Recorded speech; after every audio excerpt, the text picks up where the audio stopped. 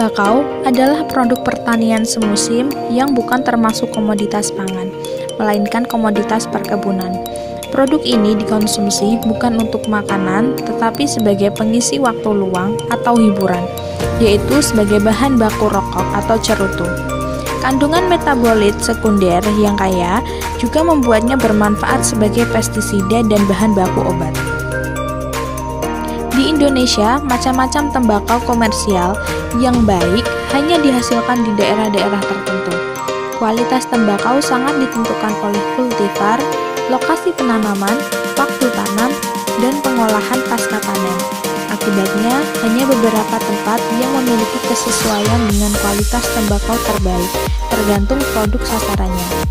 Berdasarkan cara pengolahan pasca panen, dikenal tembakau kering angin, kering asap, kering panas, dan kering jemur.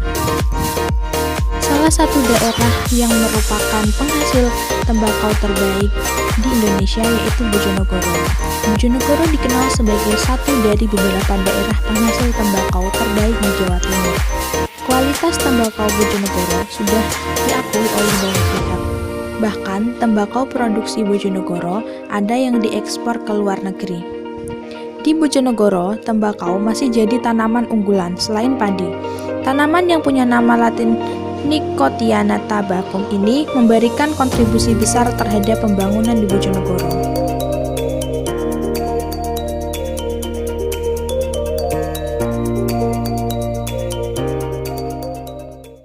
Assalamualaikum warahmatullahi wabarakatuh. Kembali lagi di channel YouTube aku, Ninda Ika Alfionita.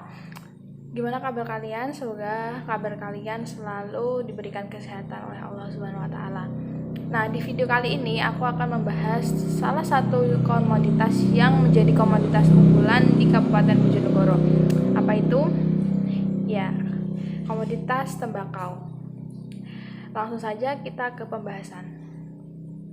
Nah, yang pertama kita akan membahas tentang jumlah produksi dan juga jumlah permintaan dari komoditas ini.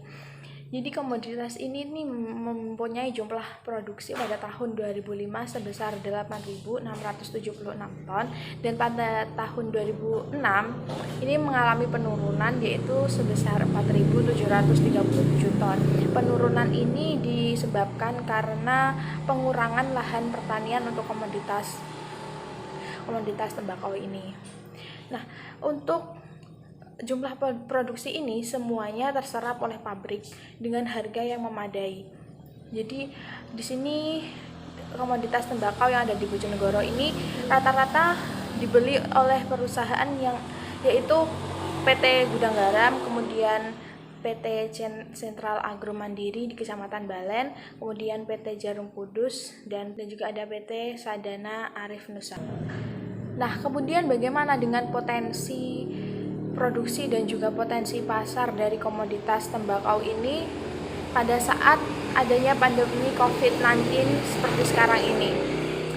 Nah, jadi potensi produksi pada tembakau untuk musim ini masih berpotensi sangat tinggi karena pada bulan-bulan ini petani itu baru memulai untuk menanam komoditas tembakau ini.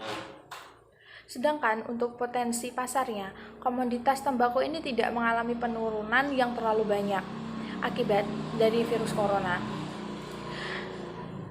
Nah, penurunan ini disebabkan karena perekonomian masyarakat yang menurun, sehingga mereka beralih ke kualitas tembakau yang lebih rendah. Kemudian adakah kebijakan yang diterapkan oleh pemerintah untuk mengatur komoditas tembakau ini? Tentu saja ada. Kebijakan pemerintah terkait dengan komoditas tembakau yaitu pemerintah menaikkan tarif cukai dengan rata-rata sekitar 23% dan menaikkan harga jual eceran dengan rata-rata 35%. Dengan demikian, hasil cukai yang diterima dari komoditas ini akan meningkat. Sebagaimana kita ketahui, fungsi dari pemungutan cukai hasil tembakau ini digunakan untuk mengendalikan konsumsi rokok legal maupun ilegal, kemudian keberlangsungan industri padat modal dan juga padat karya, dan untuk mengoptimalkan pendapatan negara. Sehingga pemerintah juga mengeluarkan kebijakan untuk komoditas tembakau ini pada saat pandemi seperti sekarang. Kebijakan apa yang dikeluarkan? Di sini Menteri Keuangan menerbitkan peraturan nomor 19 tahun 2020 tentang penyaluran dan penggunaan dana bagi hasil cukai, hasil tembakau bisa dialokasikan untuk bidang kesehatan sesuai dengan yang diatur dalam Peraturan Menteri Keuangan nomor 7 tahun 2020 tentang penggunaan, pemantauan, dan evaluasi DBH CHT yang dapat digunakan untuk penanggulangan virus corona. Jadi pemerintah menaikkan cukai, kemudian saat cukai dari komoditas ini tinggi, pemerintah juga mengeluarkan kebijakan untuk bagi hasil dari cukai tembakau ini untuk digunakan sebagai penanggulangan virus corona. Lalu apakah strategi yang diberikan oleh pemerintah ataupun strategi yang dilakukan oleh petani sendiri? Di sini petani bisa melakukan promosi untuk menembus pasar yang lebih luas. Kemudian petani juga bisa membuat aturan kelompok untuk menekan alih fungsi lahan. Kemudian juga petani bisa meningkatkan kualitas dari tembakau agar tembakau dari Bojonegoro ini bisa bersaing dengan pasar global, seperti itu. Ya teman-teman, mungkin itu saja yang dapat saya sampaikan. Kurang lebihnya saya mohon maaf. Wassalamualaikum warahmatullahi wabarakatuh.